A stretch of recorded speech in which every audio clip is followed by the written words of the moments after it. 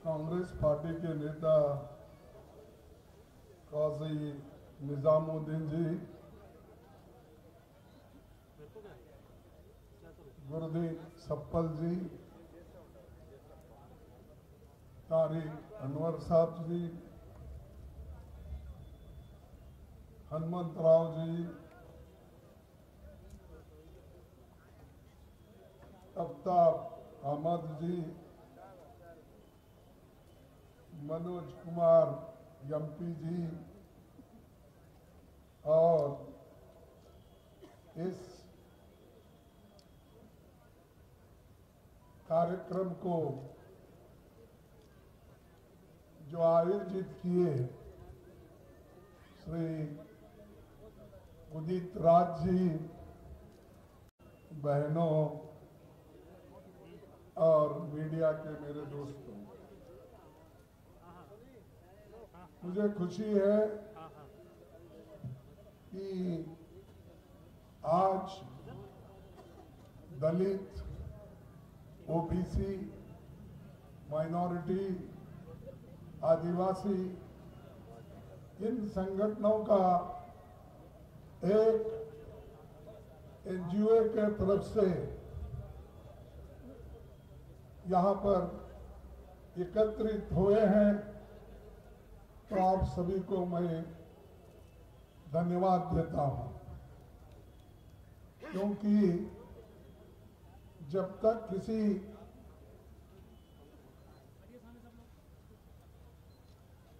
एक चीज को अगर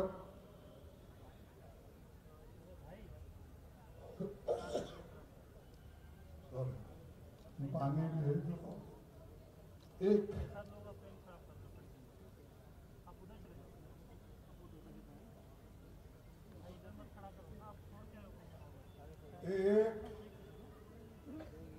ऐतिहासिक समय है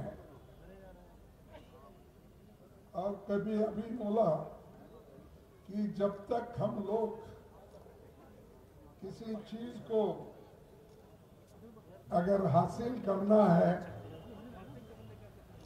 उसमें यूनिटी होना चाहिए। अब जब तक यूनिटी नहीं आएगी तब तक आप लोग कुछ भी हासिल नहीं करेंगे।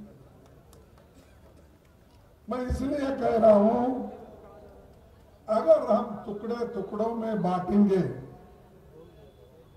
और कन्याकुमारी से कश्मीर तक अगर हम एक नहीं होंगे, बंगाल से लेकर गुजरात तक हम एक दूसरा का सहकार नहीं करेंगे, तब तक कोई चीज हम हासिल नहीं कर सकते। अब हमको 4-5 चीजें हासिल करने के लिए ही लोग कोशिश कर रहे हैं। सिर्फ आपका एक ही संगठन नहीं है, लेकिन देश के हर संगठन ये चाहते हैं कि इस देश में संविधान को बचाना चाहिए। संविधान बचा तो हम सब लोग बचेंगे।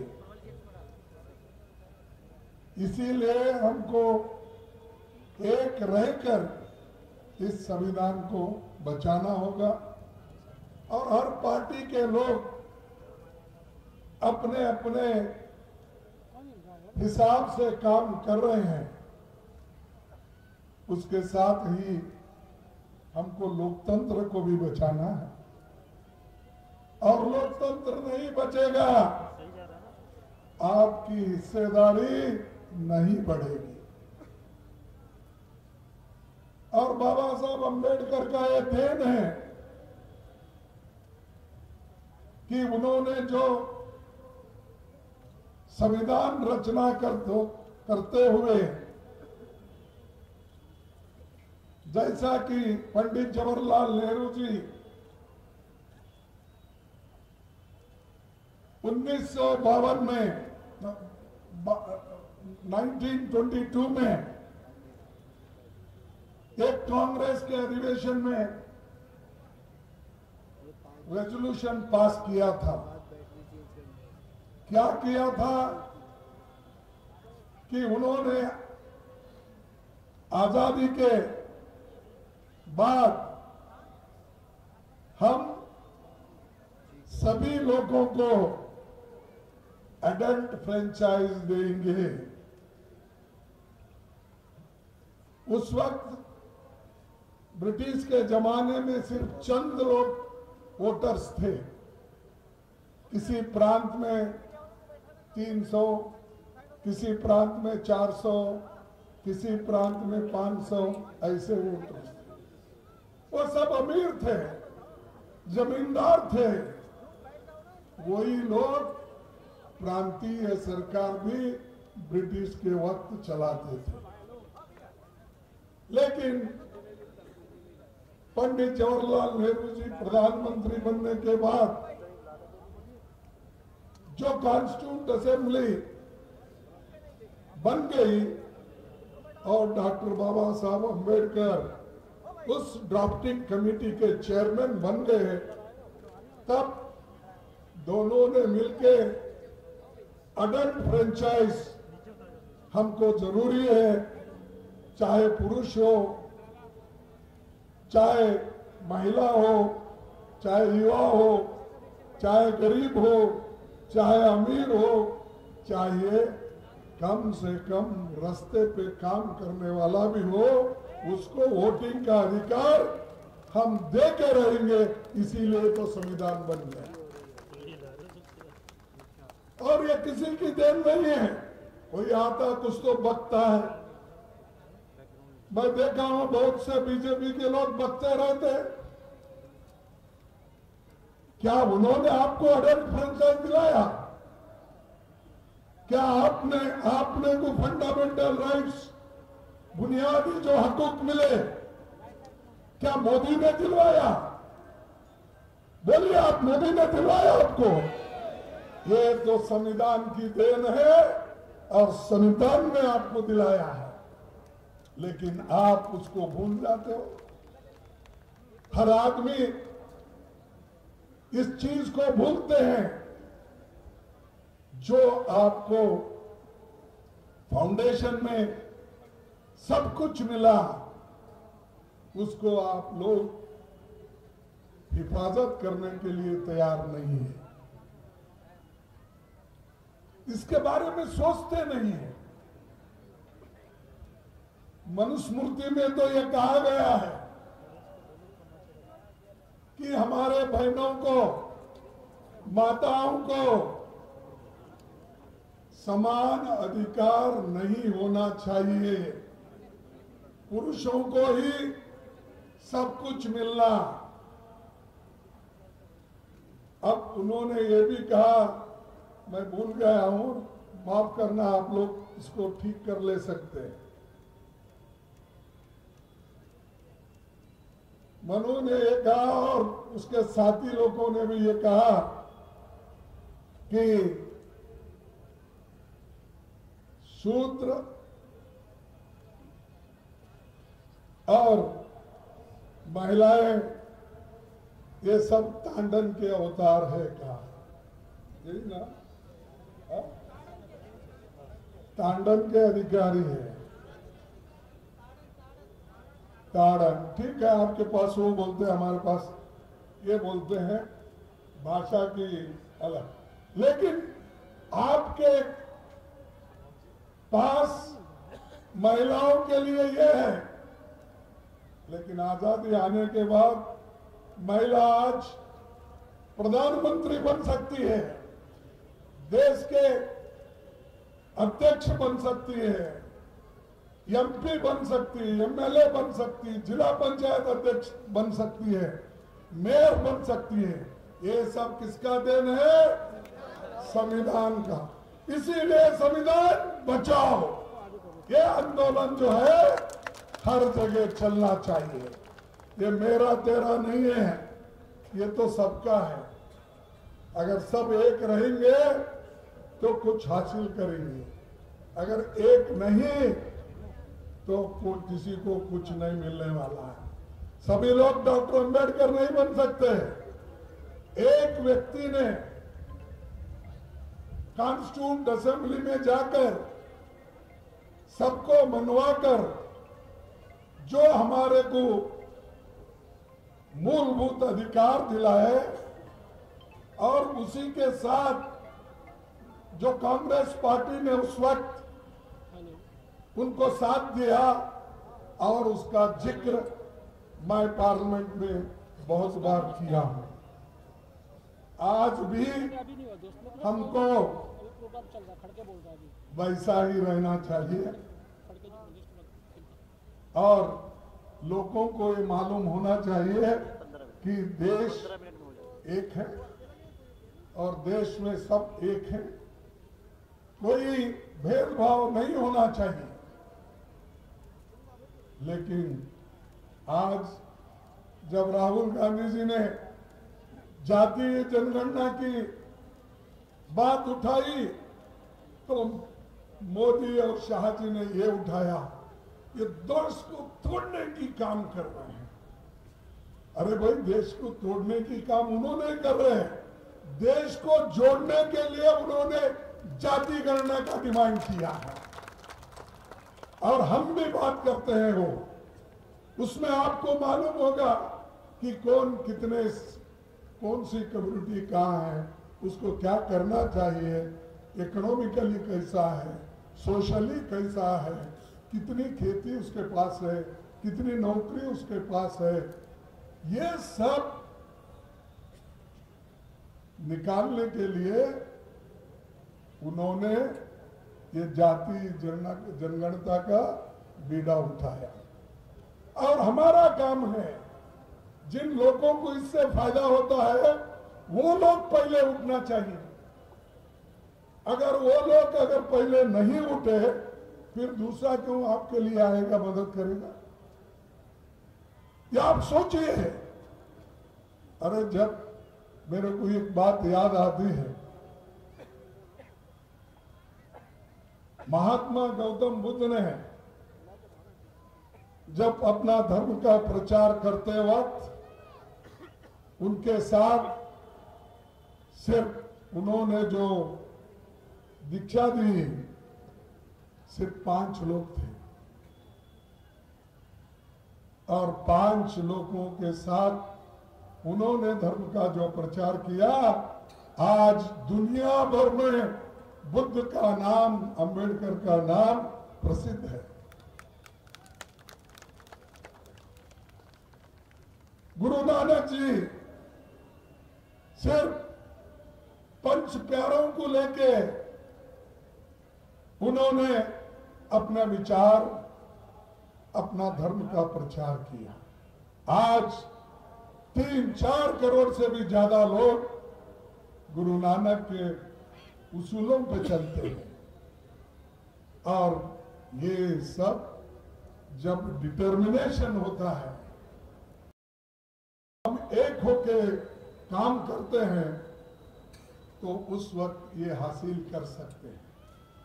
आज बहुत से गरीब लोग भी जो सिख धर्म में हैं, उन्होंने भी बहुत अच्छा अपनी पढ़ाई हासिल की, संपत्ति भी बनाया, सब कुछ किया। लेकिन ये सब कैसा हुआ? कम लोग रहे तो भी कमिटेड लोग थे। इसीलिए हमको एकजुट रहना। और उसी के साथ मैं और एक आपको बात कहूंगा, इस यूनिटी को तोड़ने के लिए मोदी जी कोई कसर नहीं रखते। धर्मों में झगड़ा, जाति जातियों में झगड़ा, एक जाति को उठाएंगे शेड्यूल कास्ट में, दूसरे जाति को नीचे करेंगे। एक जाति को मुसलमान में किसी एक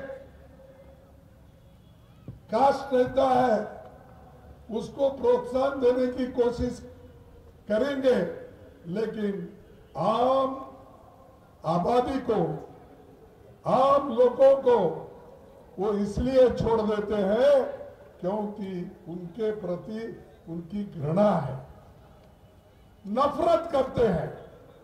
इसीलिए उस नफरत के खिलाफ हमारी लड़ाई है। और खास करके अब पॉलिटिकल पावर ये जरूरी है। अगर बाबा साहब अम्बेडकर संविधान के रूप में अगर आप लोगों को पॉलिटिकल पावर नहीं देते, वोटिंग पावर अगर नहीं देते, नेहरू जी उनको अगर कबूल नहीं करते, आज हमारे इतने लोग एमएलए, एमपी, आईएएस, आईपीएस लोग कभी नहीं होते थे। आप ये याद करो, अब पीछे देखो, अब आगे देख के तो चलो, लेकिन पीछे भी देखो। जिन जिन लोगों ने तुम्हारे लिए कुर्बानी की है, लड़े हैं, लड़ते रहे हैं, उनका भी थोड़ा ख्याल रखो। और दोस्तों, मैं एक और बात कहूंगा, बहुत सी चीजें हैं, मैं उसको बोलने नहीं जाता क्योंकि आप लोग बहुत देर से यहाँ बैठे हैं। तो जब बीजेपी केवल अपने नैतिकता की बात बहुत करती है, ये और बार बार अनैतिकता काम करते हैं। बीजेपी क्या करती है? बीजेपी आपके वोट चुराती है। कैसा चुराती है? ईवीएम की वजह से। और वो वोट चुराती है, और यहां तक कि नहीं, एमएलए को भी चुरा के भगा लेके जाती है। जैसा महाराष्ट्र में, कर्नाटक में, उत्तराखंड में, मणिपुर में जो हुकूमत हो गए हैं, वो सब चुरा के, एमएलए को चुरा के लेके गए। और बीजेपी चुनी हुई सरकार को भी चुराती है, और आपके पेंशन को भी चुराती है। और किसानों का एमएसपी तो छोड़ो, उसको तो वो लोग कुछ भी नहीं करे, लेकिन बॉर्डर पे लोग एमएसपी के दाम के लिए बैठे हुए थे, उनको मारकर भगा दिए, कुचल कर मारे। ऐसी ये बीजेपी है, और उसके नेता भी लोग वैसे ही हैं, और आपका हकूक चुराती है, और लोकतंत्र की आत्मा निष्पक्ष चुनाव में बसती है। हम यही कह रहे हैं, देखो भाई, आप निष्पक्षपात से चुनाव करो, चोरी मत करो वोटों की। वो कौन, मैं देखा हूं बहुत से जगह, मेरे को कंप्लेंट आए पूरे देश में, वो लोग बोलते हैं साहब 1 घंटे में 1000 वोट डाल देते हैं। ये कैसा? बैटरी खत्म होती है, लेकिन बाद में अगर देखते हैं तो वहां पर फिर बैटरी उसका जो दिखता है 60-70% दिखता है, 99%। तो ये सब कैसा होता है? इसीलिए जमहूरियत को टिकाना भी इम्पोर्टेंट है। जातीय जनगणना के लिए भी हम तैयार होना चाहिए। जातीय जनगणना उसी वक्त होगी जिस वक्त तुम्हारे पास पावर होगा लड़ने के लिए। अगर तुम तैयार हो तभी जातीय जनगणना के लिए वो लोग तैयार हो जाएंगे। हम तो कर रहे हैं। हम अब हमारे हनुमंतराव जी यहाँ बैठे, अब वहां पर तेलंगाना में शुरू हुआ, और उसी ढंग से कर्नाटक में शुरू हुआ, और हर जगह जहां कांग्रेस है वहां शुरू हुआ। लेकिन जहां जहां बीजेपी है वहां उन्होंने शुरू नहीं किया, क्योंकि मोदी साहब बोलते हैं भाई जाति जाति में बंटवारा हो जाएगा, इसीलिए जाति जनगणना अब जरूरी नहीं है। और मेरे को और एक हाथ से बात करना है, क्योंकि बात तो बहुत है, अगर लंबी बात करते ठहरू तो अभी मेरा पार्लियामेंट में वक्त है, उस वक्त भी बात करूंगा। लेकिन इस वक्त और एक मैं कहूंगा कि हम जिस ढंग से आज जाति जनगणना के लिए, संविधान बचाने के लिए, लोकतंत्र बचाने के लिए, अपने हकूक को ठीक ढंग से रखने के लिए हम जो कोशिश कर रहे हैं, उसी ढंग से हमको ये जो हम बात कर रहे हैं, ये जो हमारे हक है, उसको रिटेन करने के लिए भी हमको एक होकर लड़ना चाहिए। ये तो मोदी जी खैर पॉलिटिशियंस के पीछे हैं, सीबीआई, ईडी और कौन सा ये उनका इनकम टैक्स, ऐसा उनके पास है। लेकिन आपको क्या करेंगे? ना आपके पास इनकम टैक्स देने के लिए हैसियत है, ना आपको कोई छुपाना है, ना कुछ करना है। जो कुछ भी है, एक आधा घर हो सकता है, उसके सिवाय और कुछ नहीं। रोज लाकर लोज खाने वाले लोग हमारे पास हैं, वो मजदूर है, छोटे मोटे व्यापारी है, छोटे मोटे ऑफिसर्स हैं, और वो ऑफिसर्स भी अगर रहे तो 4-5 बच्चे उनको अगर है तो वो अच्छे स्कूल भी नहीं पढ़ा सकते। तो ये हालत अभी भी है, और मैंने ये बात कई और जगह भी कही। ये देश में इतना गरीबी बढ़ रही है, बेरोजगारी बढ़ रही है, और महंगाई तो इतना बढ़ रहा है, पूछो मत। इधर मोदी ध्यान नहीं देते, इधर लोगों के समस्याओं को हल करने की कोई कोशिश नहीं करते।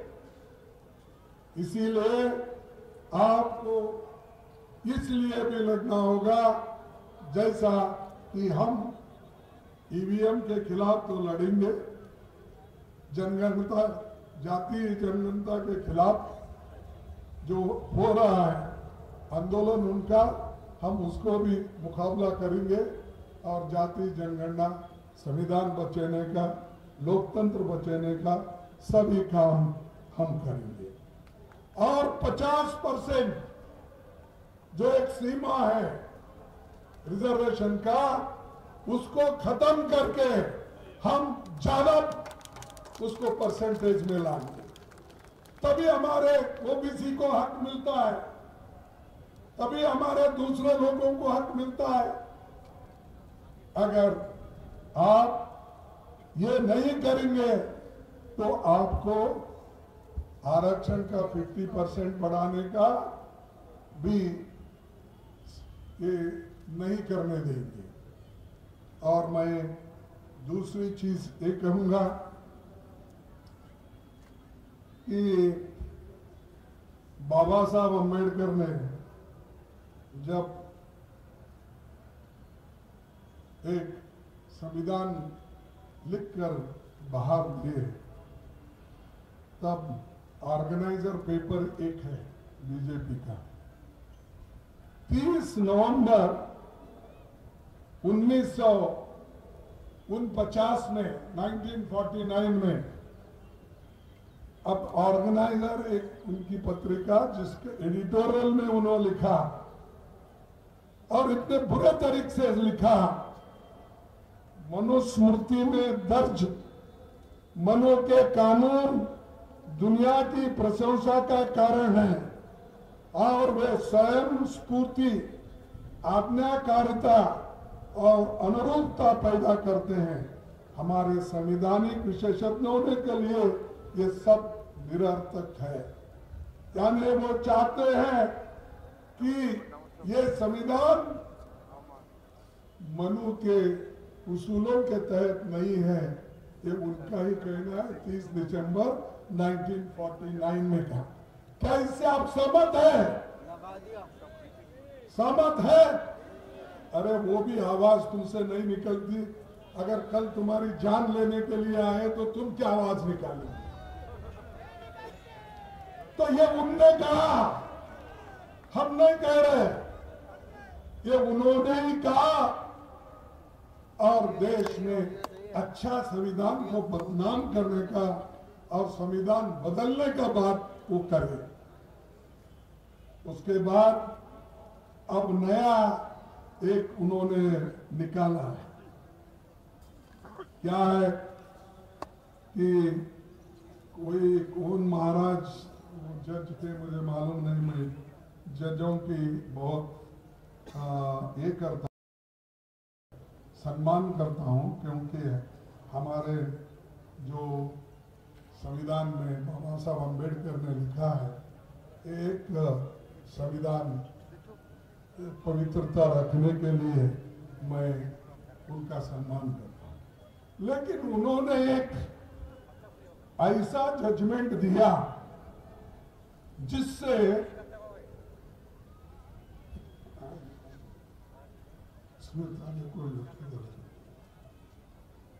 उन्होंने ऐसा एक जजमेंट लिखा, उससे आज हिंदुस्तान में पेंडोरम बॉक्स खोल दिए।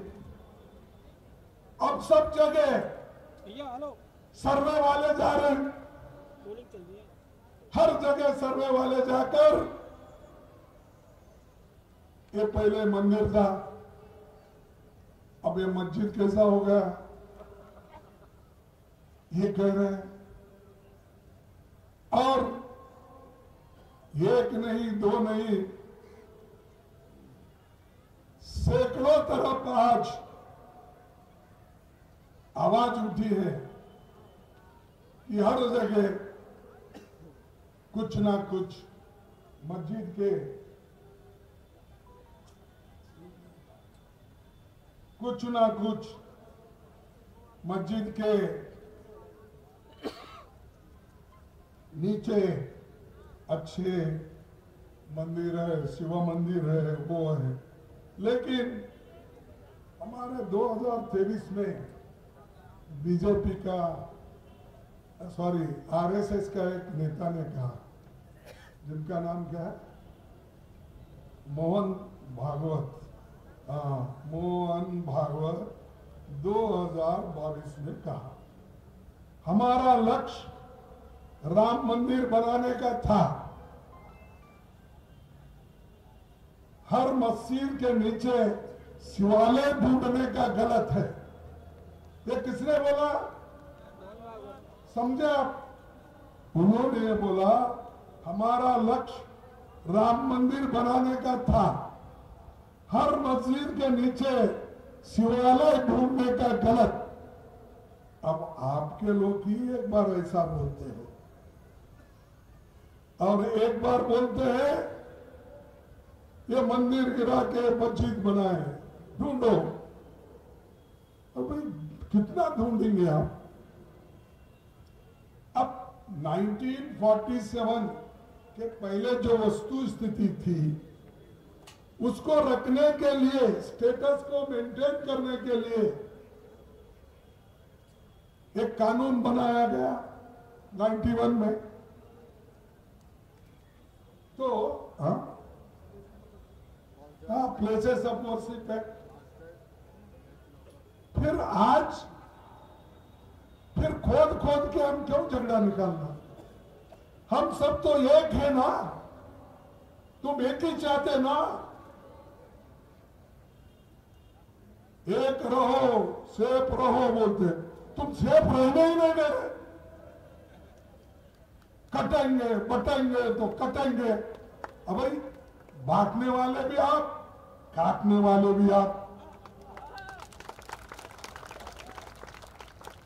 और तुम्हारा नेता मोहन भागवत कहता है ऐसा, भाई बस अब राम मंदिर बन गया, इसके बाद कोई शिवालय ढूंढने की जरूरत नहीं। उन्होंने कहा, ये मेरे शब्द नहीं, अगर उनकी बात को अगर आप मानते हैं बीजेपी वाले, अगर हमारे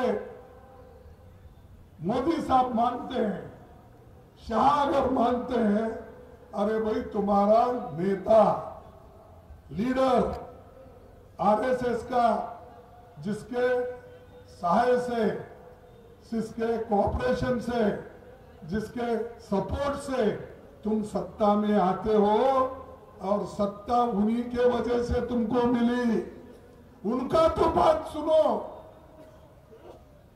नहीं सुनते तो मुझे तो ऐसा लगता है कि मोहन भागवत अपने लोगों को, दुनिया को एक दिखाने के लिए ये कहते हैं और करने के लिए दूसरा मार्ग, यानी सरकार को ये ऐसी बातें करने लगाते हैं। तो मैं कहूंगा, मुख में राम बगल में छुरी। एक तरफ तो ऐसा करते हैं, रंग कराएंगे, दूसरे तरफ तो आप ही लोग ये सब कुछ करते हैं। इसीलिए मैं ये बात कहने में मेरे को हिचकिचाहट नहीं है। जो भी देश के लिए नुकसान पहुंचाता है उसके खिलाफ हम लड़ते रहे, चाहे वो किसी जाति, किसी धर्म का हो, हमको संबंध नहीं है। हमारे को संबंध है इस देश के संविधान का, हमको संबंध है प्रजाप्रभुत्व का, लोकतंत्र का, हमको संबंध है इस देश में हम सब मिलकर रहने का। कहीं जाता है कोई, ठीक है भाई अब शुरू करो। पार्लियामेंट के नजदीक कौन सा बड़ा किला है? हाँ, लाल किला। लाल किला मुसलमानों ने बनाया, तोड़ दो जाके फिर। और जाकर लाल किले पे भाषण करते हो और सब मस्जिदा तोड़ने को शुरू करते हो। कानून भी आप ही बनाते हो, तोड़ते ही आप ही। जाओ कुतुब मीनार को धक्का लगा, वो भी गिरो क्योंकि मुसलमान ने बनाया। जाओ ताजमहल मुसलमान ने बनाया, उसको भी जाकर तोड़ो। जाओ हैदराबाद चार मीनार है, उसको भी तोड़ो। जाओ बीजापुर को, गोल गुम्बद है वहां, वर्ल्ड फेमस गोल गुम्बद, वहां आदिल शाह का, जाओ वो उसके जमाने में बना, इसीलिए वहां पर भी खोद के निकाल के वो भी तोड़ दो। ऐसे कितने उदाहरण मैं बनाऊं।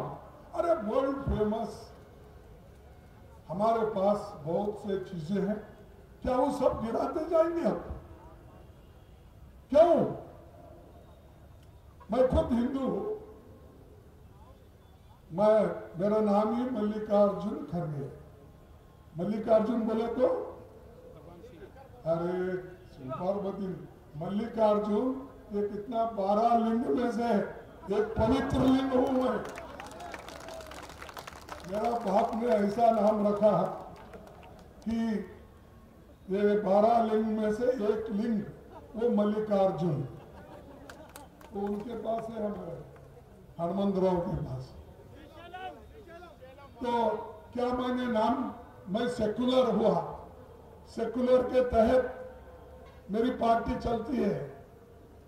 मैं सेकुलर रहने के वजह से सबसे चाहता हूं कि एक होके चलो। तो मैं सेकुलर हूं, इसलिए मैं हिंदू नहीं, सेकुलर हूं इसलिए मैं मल्लिकार्जुन, आप वो नाम को नहीं मानते हैं। अरे भाई क्या फिर भाई, तो अरे भाई आप सोच लो, ये देश को तोड़ने वाले लोग हैं जो आज आपको लोकतंत्र में शक्ति मिली है, उस शक्ति को खत्म करने के लिए ये लोग कोशिश कर रहे हैं। इसलिए भाइयों मैं ज्यादा वक्त आपका नहीं लेता। जो कार्यक्रम आपके हैं, संविधान बचाओ और अपना लोकतंत्र बचाओ, और उसी तरह से अपना जितने भी हमने जनगणति का भी बात किया और हर चीज का मैंने यहाँ पर बात किया हूँ। वक्त बिल का तो हमने सभी हमारे कांग्रेस पार्टी के, अपोजिशन पार्टी के सभी लोग अपोज कर रहे हैं। ये कह रहे हैं भाई जो बात हो गई, ये तो 1947 के जो रिलीजियस प्रिवेंशन एक्ट में, हाँ 1991 का एक्ट है, सबने अपने ही पार्लियामेंट में मान लिया है, फिर क्यों छेड़ते हो? अगर कहीं गलती होती है तो कोई सुधार लेगा, लेकिन तोड़फोड़ करना, लोगों को भड़काना, उचकाना, ये काम अगर कोई करेगा, मैं तो ये कहूंगा ये दोष को तोड़ने की काम कर रहे हैं। और ये लोग ऐसे अगर करते रहेंगे, फिर एक बार देश गुलामी में चले जाएगा। ये मैं नहीं, बाबा साहब अम्बेडकर ने अपने लास्ट स्पीच में कहा है। उसमें उन्होंने कहा है हम बहुत बार लड़े हैं और हम बहुत बार आजादी हासिल की है। अगर इस बार हम अगर हमारी आजादी खो लेंगे तो कभी आपको मिलने वाला नहीं है। ये बाबा साहब की वाणी है, उन्होंने कॉन्स्टिट्यूंट असेंबली में 1949 में बोला है। तो इसलिए दोस्तों मैं इतना ही कहूंगा, हम सब मिलके न्याय के लिए लड़ेंगे, अन्याय के खिलाफ लड़ेंगे, और सभी को जैसा बाबा साहब अम्बेडकर ने कहा कि शिक्षा और यूनिटी और संघर्ष, ये तीन चीजें गरीबों के लिए बहुत महत्वपूर्ण है। इसीलिए हमारे लोग की कोशिश करना कि हमारे बच्चों को सुशिक्षित करो और उनको इकट्ठा करो और उनको अन्याय के खिलाफ लड़ने की शक्ति दो। और वो काम यहाँ बैठे हुए जो भी NGOs है वो करेंगे, ऐसी आशा मैं करते हुए अपने 4 शब्द को मैं समाप्त करता हूँ। जय हिंद, जय भारत।